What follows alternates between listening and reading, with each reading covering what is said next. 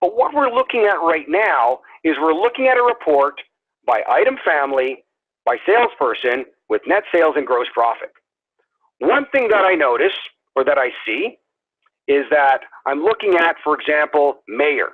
Mayer has net sales of $10,634 with a gross profit of $51.62. You'll notice that I have a hyperlink here available. What that means is that it's been set up with drill-through capability. So that means that this is a summary report, and I'm able to pass the information that I'm looking at from this report over to a more detailed report or to another report altogether. Right now there's only one that's set up, but you can have many. So what I'm going to do is I'm going to click on Mayer. And again, it's going to launch another report for the same information that we're looking at for LED accessories for Mayer for $10,634 and $51.62, and it's broken down by invoice. Now, looking at this report, you might say, that's not enough information. I need a little bit more. You have the ability to edit the reports and add additional context as you feel. So I can go ahead and click on Edit, and what will happen now is our entire menu system is going to be available to us. So what I'm going to do is I'm going to go ahead and add a couple of things in our sales credits area. So I have our line key figures.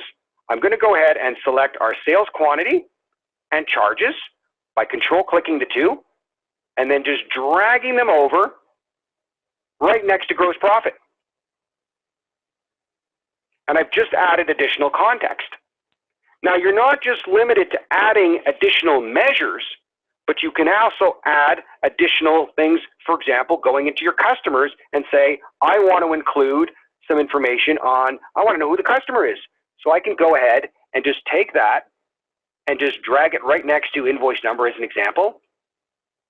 And now I'm going to see that breakdown for each individual thing of who the different customers are that I'm looking at.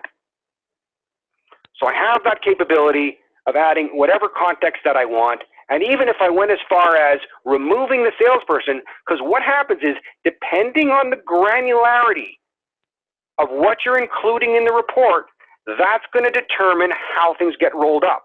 So if I go ahead and remove the invoice number by selecting it and clicking on delete, it's now going to give me a summary for that same $10,634 broken down now by customer. Okay. So that's what we have from a reporting perspective. It gives you full-blown flexibility in terms of what you want to include and how you want to look at your report.